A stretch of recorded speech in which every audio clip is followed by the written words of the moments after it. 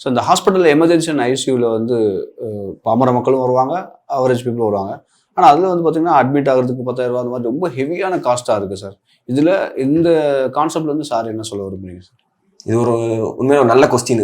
இது வந்து ஒரு இந்த அவேர்னஸ் வந்துட்டு இந்தியாவில் யாருக்கும் பீப்புளுக்கு இன்னும் இல்லை.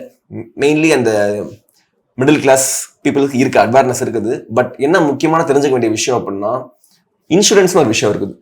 இது வந்து இன்சூரன்ஸ் ப்ரொமோஷன் வீடியோ கிடையாது.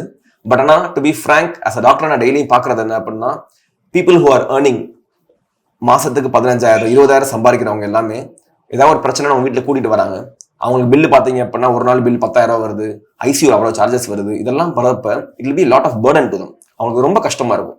ஏன்னா நீங்க பாத்தீங்கன்னா அவங்களோட ஒரு 5 வருஷம் சேவிங்ஸ் எல்லாம் எடுத்து மொத்தமா ஹாஸ்பிட்டல் ஒரு இல்னஸ் வந்துச்சு அப்படின்னா எல்லா சேவிங்ஸுமே போயிருது.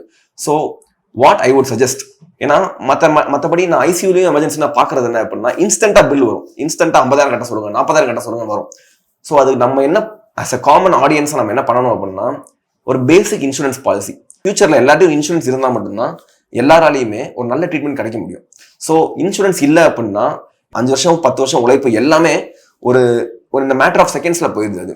So it's becoming a big burden to them. So நான் என்ன சஜஸ்ட் பண்ணுவேன் அப்படின்னா, every citizen of India, every people should கண்டிப்பா ஒரு மினிமம் இன்சூரன்ஸ் எவ்வளவு அவங்களால பாசிபிளோ அதை போட்டு வச்சுக்கணும். So it will prevent them from future economic collapse.